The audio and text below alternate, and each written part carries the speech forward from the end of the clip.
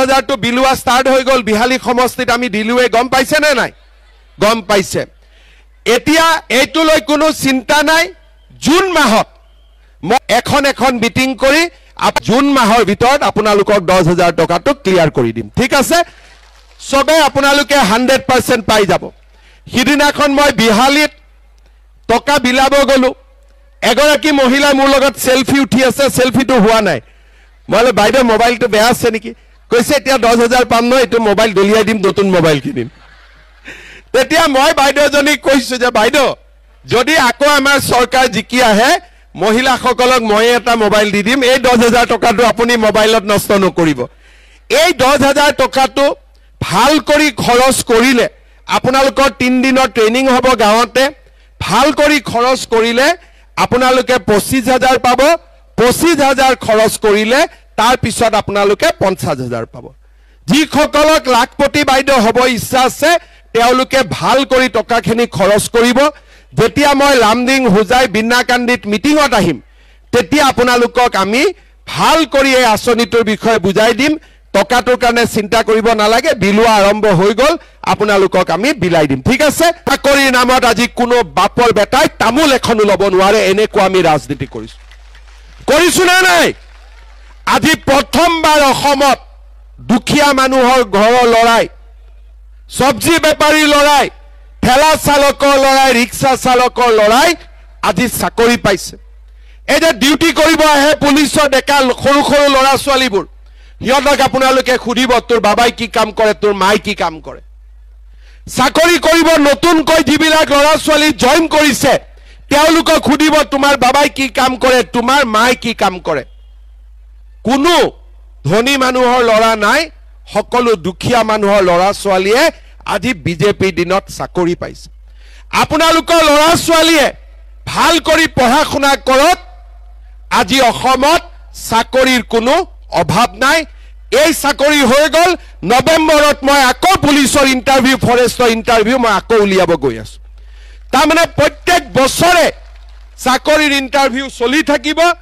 লৰা ছোৱালীয়ে পাই থাকিব এতিয়া যিবিলাকে চাকৰি নাপাব তেওঁলোকৰ কি হ'ব মই এইটো সিদ্ধান্ত লৈছো যে যিসকল লৰা ছোৱালীয়ে চাকৰি নাপাব প্ৰত্যেক সমষ্টিত প্ৰত্যেক বছৰত 1,000 কৰি 5,000 লৰা ছোৱালীক আমি 2 লাখ টকা কৈ দিম যাতে ব্যৱসায় বাণিজ্য কৰিব পাৰে বেংকৰ মৰ্গেজ নালাগে একো নালাগে চৰকাৰৰ পৰা 2 লাখ টকা দিম যাতে তেওঁলোকে ব্যৱসায় বাণিজ্য কৰিব পাৰে আৰু ব্যৱসায় বাণিজ্য ভাল হলে পিছত বেংকৰ পৰা লোন ল'ব পাৰে আগতে অসমত কোনোবা এনেকুৱা কাম কৰিছিল কেতিয়াবা হৈছিল আজি 4 বছৰ নৰেন্দ্ৰ মোদীৰ শাসন কালত আমাৰ অসমত আগতে নোহোৱা নতুন নতুন কাম আজি হৈ আছে যোৱাবাৰ এই ফিল্ডত মিটিং হৈছিল আমাৰ লোকসভা ইলেকশ্যনৰ সময়ত মই আপোনালোকক কৈছিলো যে এইবাৰ আৰু জিঅ টেগিংৰ কাৰণে আপোনালোকে টকা দিব নালাগে এইবাৰ কোনে জিঅ টেগিং কৰিলে জীৱিকা সখী বাইদেউসকলে কৰিলে টকা পইচা আগত 20-25,000 লৈছিল এতিয়া যদি কিবা লৈছে চাহ একাপ খাইছে কিন্তু কোনেও টকা পইচা এইবাৰ জিঅ টেগিংত লোৱা নাই লৈছে নেকি টকা পইচা সঁচা কথা ক'ব লৈছে নেকি যিসকলক কিবা কাৰণত জিঅ টেগিং এতিয়াও হোৱা নাই ইলেকশ্যনৰ পিছত নিজৰ জিঅ টেগিং আমি নিজে কৰিব পৰা সুবিধা কৰি দিম যাতে দুখীয়া মানুহৰ পৰা ঘৰৰ নামত কোনেও 1 টকা ল'ব নোৱাৰে এইবাৰ পঞ্চায়ত ইলেকশ্যন হৈ যোৱাৰ পিছত পঞ্চায়তত জিকা মানুহক মই গুৱাহাটীত মাতিম অমিত শাহ ডাঙৰীয়াও থাকিব আৰু এটাই ৱাৰ্নিং দিম কোনোবাই যদি দুখীয়া মানুহৰ ঘৰৰ পৰা 1 টকাও লয় হি জেলত যাবই লাগিব 100% দুখীয়া মানুহৰ ওপৰত অত্যাচাৰ নহব শ্ৰদ্ধা ৰাইজ আজি আপোনালোকে চিন্তা কৰক আগতে ৰেশন কাৰ্ড আছিল ৰেশন কাৰ্ড আগতে কোনে লৈছিল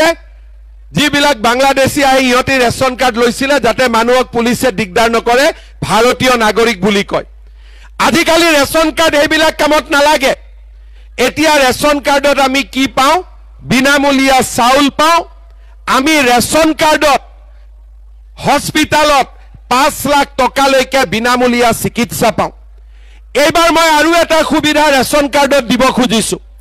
কলেজত বিনামূলীয়া এডমিশনৰ কাৰণে আমাৰ লৰা ছোৱালী যেতিয়া গাঁওবুঢ়াৰ ওচৰত যায় মৌজাদাৰৰ ওচৰত যায় এছডিসি অফিচত যায় ইনকাম সাৰ্টিফিকেট উলাওতে টকা দিব লাগে সকলোকে নালাগে কিন্তু কমপ্লেইন আহি থাকে এইবাৰ আমি নিয়ম কৰিছো কলেজত ইউনিভাৰ্সিটিত বিনামূলীয়া নাম ভৰ্তিৰ কাৰণে কোনো প্ৰমাণ পত্ৰ লব নালাগে মাত্ৰ ৰেচন কাৰ্ড দেখুৱাই দিলে বিনামূলীয়া এডমিশন হৈ যাব তাৰমানে ৰেচন কাৰ্ডত আমি কি পালো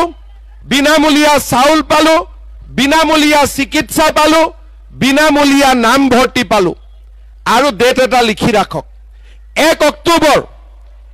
অক্টোবৰ তাৰিখৰ পৰা মই ৰেচন কাৰ্ডত আপোনালোকক দালিও দিম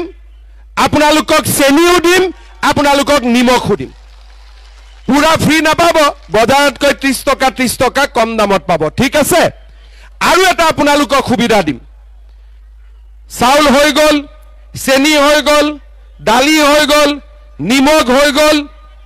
নাম ভৰ্তি হৈ গল এতিয়া আমাৰ আৰু এটা কাম আছে গেছৰ সিলিন্ডাৰৰ দাম কিমান দাম 950 কিমান 1300 নহয় 950 1950 এতিয়া 1 অক্টোবৰৰ পৰা গেছৰ সিলিন্ডাৰৰ দামো 300 টকা কমাই দিম তাৰমানে আমি কি পালো চাউল পালো দালি পালো নিমখ পালো চেনি পালো গেছৰ সিলিন্ডাৰৰ দামো কমি গল যাৰ ঘৰত যাও এতিয়া মোক ধুনিয়াকৈ ভাত খুৱাই দিব সকলো সুবিধা আহি গল আমাৰ দুখীয়া মানুহৰ কাৰণে জীৱনটো বহুতখিনি সুবিধাজনক হল এতিয়া দুখীয়া মানুহে কোট আৰু পইচা দিব লাগে ইলেক্ট্ৰিচিটিত 1 এপ্ৰিলৰ পৰা ইলেক্ট্ৰিচিটিৰ দাম 1 টকা কমিছে নৱেম্বৰ মাহৰ পৰা ইলেক্ট্ৰিচিটিৰ দাম আৰু 1 টকা কমাই দিম তাৰমানে দুখীয়া মানুহৰ চাউল হল দালি হল নিমখ হল তেল হল গেছৰ দাম কমিলে ইলেক্ট্ৰিচিটিৰ দাম কমিলে অসমত দুখীয়া মানুহ মধ্যবিত্ত মানুহ জীয়াই থাকিব পাৰিব অৰুণোদয় আঁচনি লামডিং হোজাই যমুনামুখ আমি প্ৰথমবাৰ দিছিলো 16000 পৰিয়াল তাৰ পিছত দিলো 23000 পৰিয়াল এতিয়া আমি দি আছো 37-38,000 পৰিয়াল সবৰে কাগজ পত্ৰ হৈ গল ফৰ্ম ফিল আপ হৈ গল কিন্তু মোক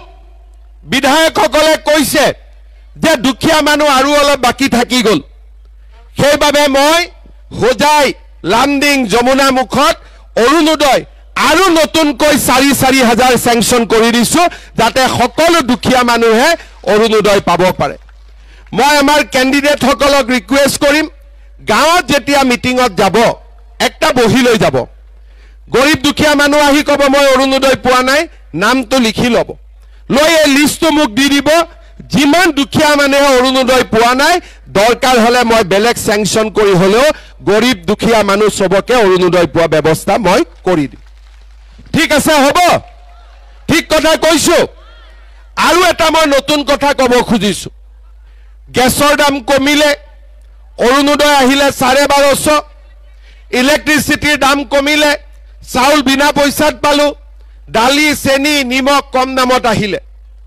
লৰা ছোৱালীৰ পঢ়িবৰ বাবে নিযুত মইনা ছোৱালীৰ পঢ়িবৰ কাৰণে 11 গ্ৰেজুৱেট